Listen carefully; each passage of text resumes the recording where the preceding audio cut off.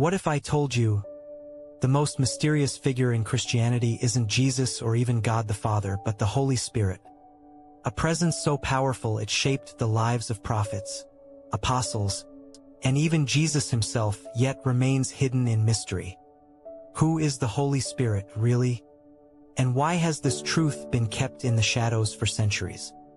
The Bible describes the Spirit as fire, as a dove, as a rushing wind. But these symbols don't tell us everything.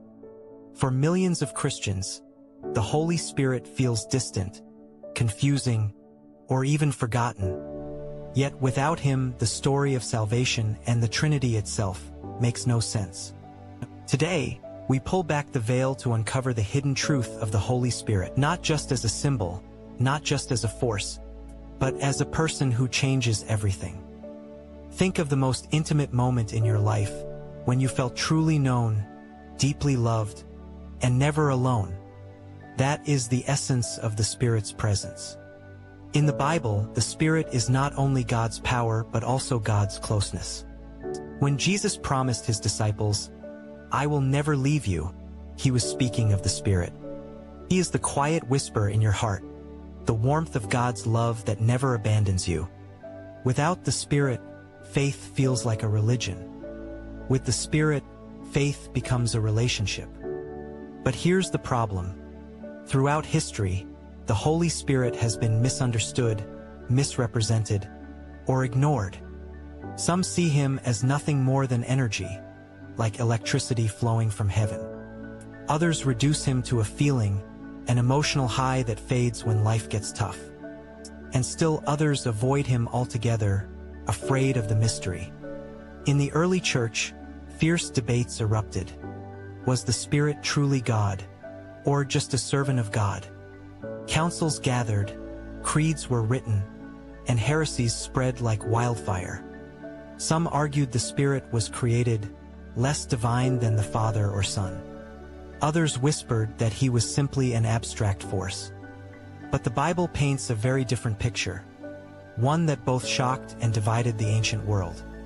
The Spirit speaks, teaches, guides, and comforts.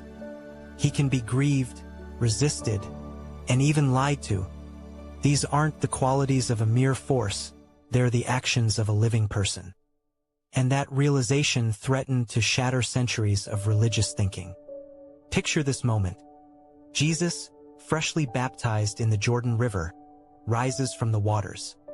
The heavens tear open. The Father's voice declares, "This is my Son, whom I love." And then the Spirit descends like a dove, resting upon him.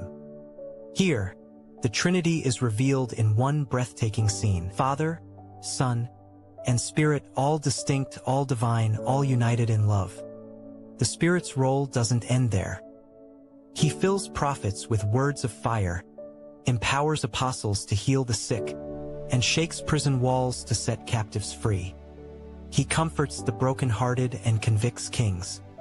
Without the Spirit, Jesus' disciples would have remained fearful fishermen.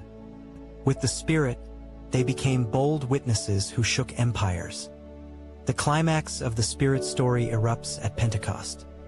A violent wind fills the room. Tongues of fire rest upon the disciples. Suddenly, men who once cowered in fear now proclaim the gospel in every language. The Spirit has come, not as an idea, but as the living presence of God himself. This is the hidden truth. The Holy Spirit is not a shadowy afterthought of the Trinity. He is the very breath of God, moving in history, burning in hearts, and revealing the fullness of divine love. The Spirit was there in creation, hovering over the waters.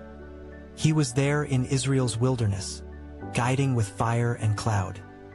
He was there in Bethlehem, overshadowing Mary so that Christ could be born. And he is here now, closer than your very breath. The hidden truth of the Trinity is this: God is not distant, not divided, not abstract. God is relationship, Father loving the Son, Son glorifying the Father, and Spirit binding them in eternal love. And here's the miracle. You are invited into that relationship. When you feel lost, the Spirit whispers truth. When you feel powerless, He gives courage. When you feel alone, He fills you with love that never ends.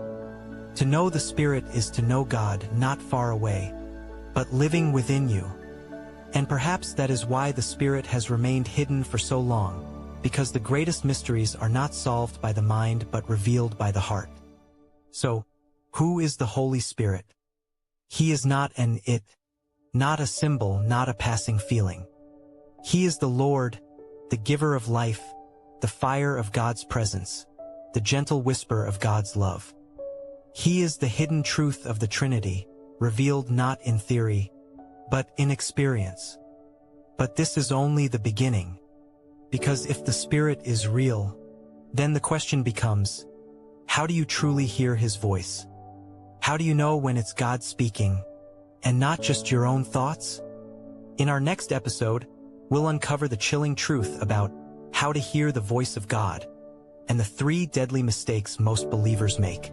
Don't miss it, because the Spirit is speaking. The only question is, are you listening?